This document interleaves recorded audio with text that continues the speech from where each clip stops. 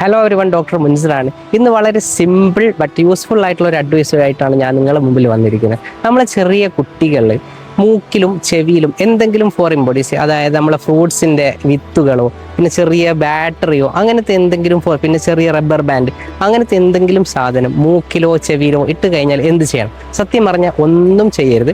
എത്രയും പെട്ടെന്ന് കുട്ടീനെ ഹോസ്പിറ്റലിൽ കൊണ്ടുപോകാം. നിങ്ങളൊരു ഡോക്ടർ ആണെങ്കിൽ പോലും വീട്ടിൽ വെച്ച് അത് എടുക്കാൻ ട്രൈ ചെയ്യരുത്. കാരണം നമ്മൾ എടുക്കാൻ ട്രൈ ചെയ്യുമ്പോൾ അഥവാ സപ്പോസ് നമുക്ക് എടുത്ത് കിട്ടിയില്ല എന്നുണ്ടെങ്കിൽ കൂടുതൽ ഉള്ളിലേക്ക് പോകാനാണ് സാധ്യത.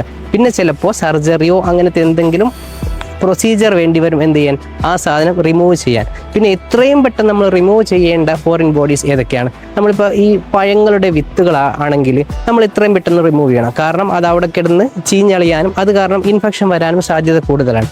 അതുപോലെ തന്നെ എത്രയും പെട്ടെന്ന് നമ്മൾ എടുത്തു കളയേണ്ട വേറൊരു മെറ്റീരിയലാണ് നമ്മളെ വാച്ചുകളിലൊക്കെയുള്ള ചെറിയ ബാറ്ററി ഉണ്ടല്ലോ, ആ ബാറ്ററി. ഇത്തരം മെറ്റീരിയലുകൾ, അതായത് ബാറ്ററി പോലുള്ള മെറ്റീരിയലുകൾ നമ്മളെ മൂക്കിലായാലും ചെവിയിലായാലും കുറച്ച് അധികം സമയം കിടക്കുകയാണെങ്കിൽ അതിനകത്തുള്ള ആസിഡ് ലീക്ക് ആവാനും അവിടെ എന്ത് ചെയ്യുക, അവിടെ ഇഞ്ചുറി വരാൻ സാധ്യത. സപ്പോസ് മൂക്കിലാണ് ഉള്ളതെങ്കിൽ അതിൽ ആസിഡ് ലീക്കായിട്ട് ഈവൻ നേസൽ സെപ്റ്റം, രണ്ട് മൂക്കിൻ്റെ ഇടയിലുള്ള പാട അത് പെർഫറേറ്റഡ്, അവിടെ ഹോള് വരാൻ വരെ സാധ്യതയുണ്ട്. അതുകൊണ്ട് ഇത്തരം മെറ്റീരിയലാണ് കുട്ടി മൂക്കിലോ ചെവിയിലോ ഇടുന്നതെങ്കിൽ എത്രയും പെട്ടെന്ന് ഹോസ്പിറ്റലിൽ കൊണ്ടുപോയിട്ട് അത് റിമൂവ് ചെയ്യേണ്ടതാണ്.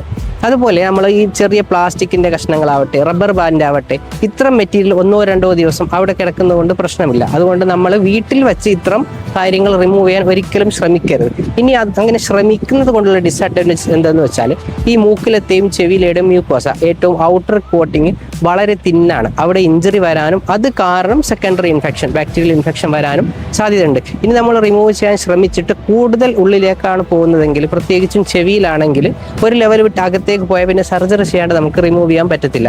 അതുപോലെ തന്നെ മൂക്കിലും നമ്മൾ ട്രൈ ചെയ്ത് കിട്ടാതെ ആണെങ്കിൽ അകത്ത് പോയിട്ട് ശ്വാസകോശത്തിലേക്ക് പോകാനും ശ്വാസതടസ്സം വരാനും സാധ്യതയുണ്ട്. അതുകൊണ്ട് എന്തെങ്കിലും ഇങ്ങനെ കുട്ടി മൂക്കിലോ ചെവിയിലോ ഇടുകയാണെങ്കിൽ നമ്മൾ വീട്ടിൽ വെച്ച് ഒന്നും ചെയ്യരുത്. എത്രയും പെട്ടെന്ന് കുട്ടിയെ അടുത്തുള്ള ഹോസ്പിറ്റലിലേക്ക് കൊണ്ടുപോകേണ്ടതാണ്.